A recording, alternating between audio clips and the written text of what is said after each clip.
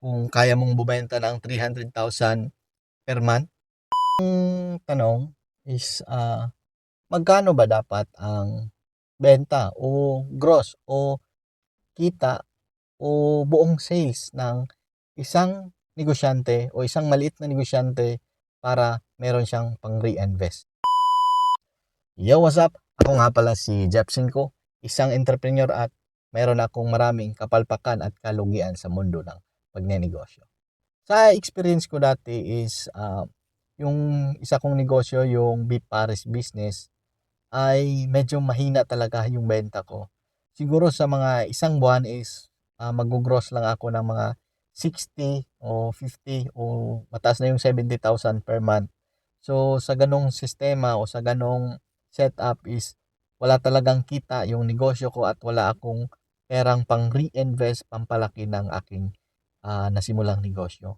Pero ngayon, sa habang tumatagal, meron akong 9 years experience sa mundo ng pagnenegosyo at noong 2021 nag-start kami ng salon business, ang Zell Salon, at sa ganda ng takbo ng negosyo namin, 3 years pa kami, 2021 nag-start ng November, at ngayon meron na kaming 3 branch at balak namin, plano, goal namin o pangarap namin na magkaroon pa ng isa pang branch siguro mga next month o kung papalarin kung ibigay sa atin.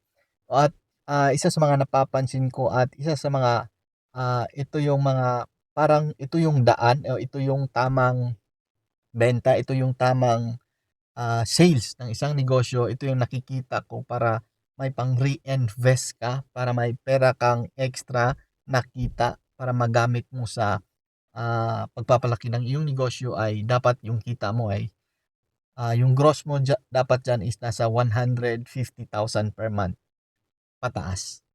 Kasi sa dati kong experience yung 60 below 100, napakalayo ng tsansa na lalaki ang negosyo mo.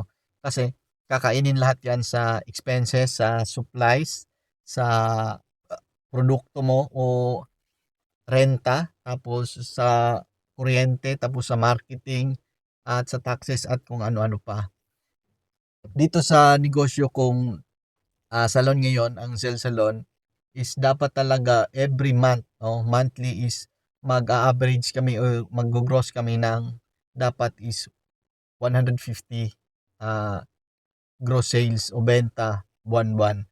Kasi kung ikakaltas mo yan, malamang nasa mga 10% o 20% na lang yung matitira dyan kung kakaltasan mo ng renta, ng pambili ng produkto mo, bayad mo sa supplier, kaltasan mo ng pambayad ng kuryente at ng pasahod mo sa mga tauhan mo.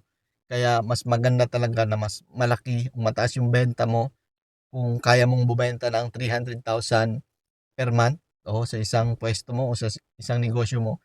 Mas maganda kasi mas mataas ang tsansa na may pera kang maitatabi pang reinvest sa iyong negosyo.